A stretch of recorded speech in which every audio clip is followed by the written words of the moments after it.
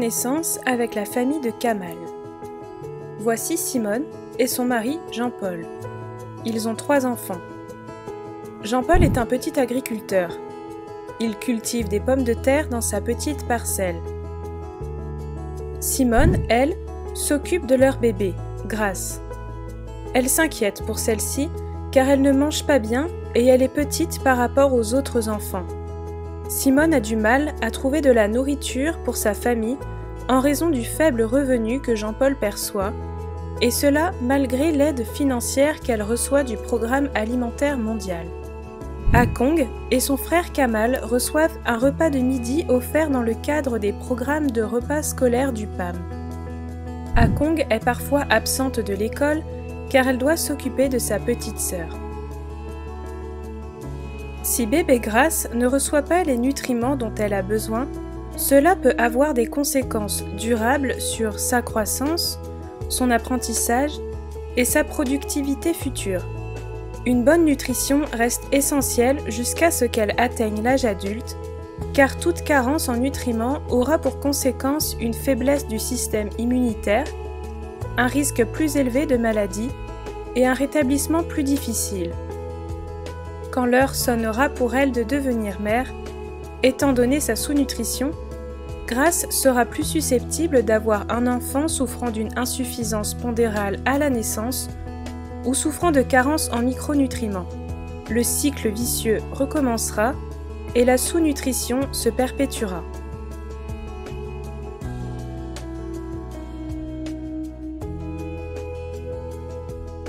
Notre objectif est d'aider les familles comme celle de Kamal, afin que tous les membres puissent bénéficier de la meilleure nutrition possible tout au long de leur vie.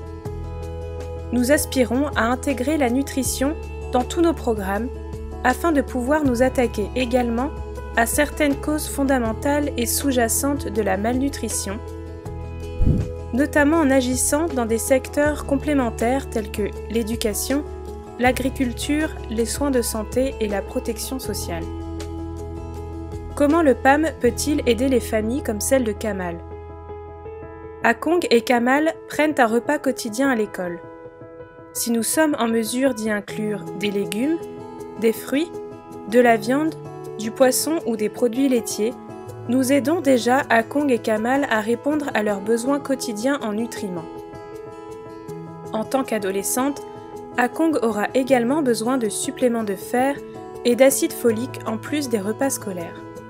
Lorsque Simone échange ses bons en espèces auprès du PAM, elle participe à des ateliers sur les bonnes pratiques en matière d'hygiène et d'assainissement, ainsi que sur l'utilisation des denrées alimentaires et l'importance d'un régime alimentaire équilibré, en particulier afin de nourrir son enfant de 1 an.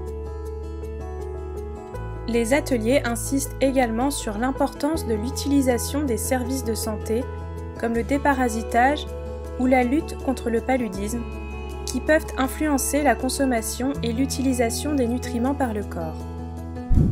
Jean-Paul cultive actuellement des pommes de terre. Le PAM, en partenariat avec d'autres organismes, l'aide à produire des cultures offrant une meilleure valeur nutritionnelle et à approvisionner les écoles. En outre, il peut conserver une partie de la récolte qu'il n'est pas en mesure de vendre et la réserver à sa famille, améliorant ainsi son alimentation.